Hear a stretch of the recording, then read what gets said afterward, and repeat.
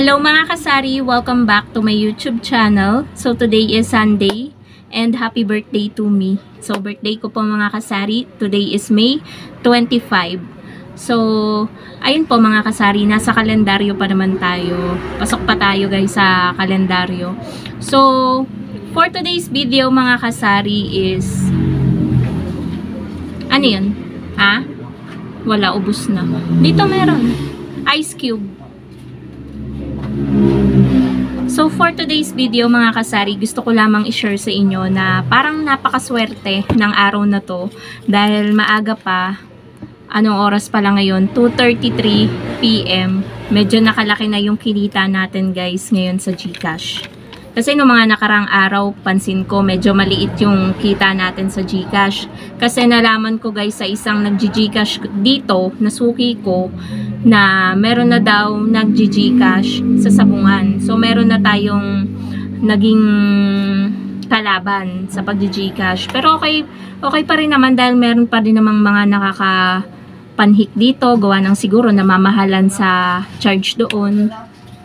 So, ayun, medyo malaki na yung kinita natin ngayon mga kasari sa ating GCash. Umaga pa lang marami nang nagpapa-GCash. So, sana ngayong medyo pahapon na or hapon na talaga is sana madagdagan pa ng medyo malalaking amount yung ano, dahil meron naman tayo dyang cash on hand. So, kahit medyo malaki ay meron tayong hawak ngayon. Kasi inaantay ko lang talaga mga kasari na may mag-cash out ng sobrang laki. Kasi panay cash in. So, cash out naman yung inaantay ko. Kasi 3 plus na yung laman ng ano natin, GCash natin. Red Horse na malaki. Ilan? Ano? 130. Dalawa?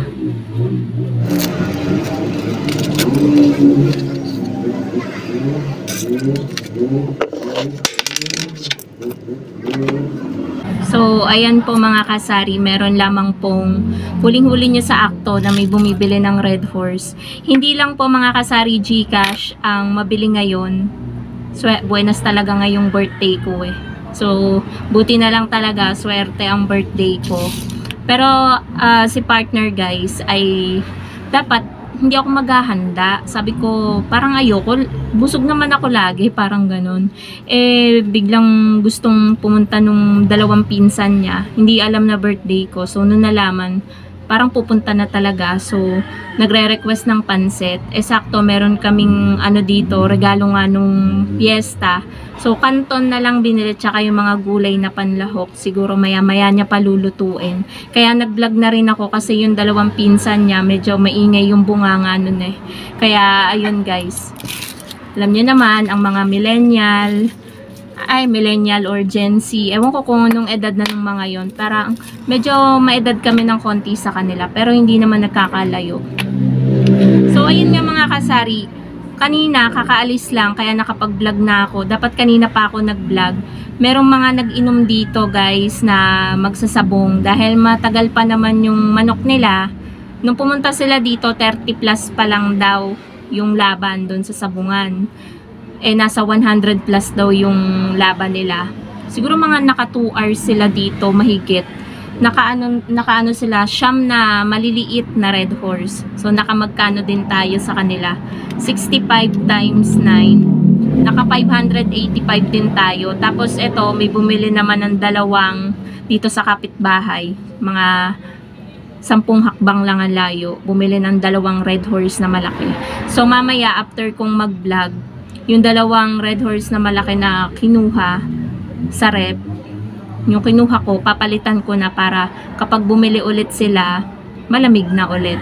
So, ganun guys yung ginagawa ko. Ganun talaga ang ginagawa ng isang tindera kapag limited lang yung space sa rep at iisa lang yung rep. Pero hindi ko pa naman masyadong kailangan guys ng dalawang rep. Okay pa naman yan. Dahil yung mga tao naman dito, mga kasari, is hindi naman sobrang dami pa. Kaya pa namang i-manage ng rep natin. So, ayun nga. Yung sa GCash natin, ang inaantay ko ngayon mga kasari is magka-cash out. So kahit medyo mga nasa 50k ganyan, ay meron tayong hawak ngayon kapag cash out. So yung cash in naman, 3 plus na lang yung laman ng ating phone. Kaya ayun, mas kailangan ko yung ngayon yung cash out. So, bukod sa GCash, Red Horse na mabenta ngayong araw na to, mabili din mga kasari ang mineral water tsaka soft drinks. Pati na rin ang sigarilyo. Yan yung mabili ngayon guys, ngayong araw na to. Sigarilyo, merong mga kahakaha kung bumili. Ang mabiling sigarilyo, Chester, Marlboro, tsaka Camel. Pati Mighty guys, kahakaha yung binibili sa akin, Mighty Green. So sa mineral, kanina, dalawa na lang yung natirang malamig. Di ko naman expected na may bibili ng 6 na maliliit. Dalawa na lang yung malamig natin sa rep. So, hindi na binili ni customer. Nagtanong na lang sa akin kung saan pa may ibang tindahan. Siguro nakabili sa ibang tindahan kasi hindi na binalikan yung dalawang maliit na mineral water. Pero okay lang naman. Kapag ganun mga kasari is sa ibang tindahan nakalaan yung benta natin para doon sa customer na yun. So, ipaubayan na natin sa ibang tindahan para naman bumenta din sila. So, ayun guys, yung ganap ngayong araw ng Sunday. Kahit birthday natin today, hindi natin pinaglagpas, hindi tayo nagsara ng tindahan.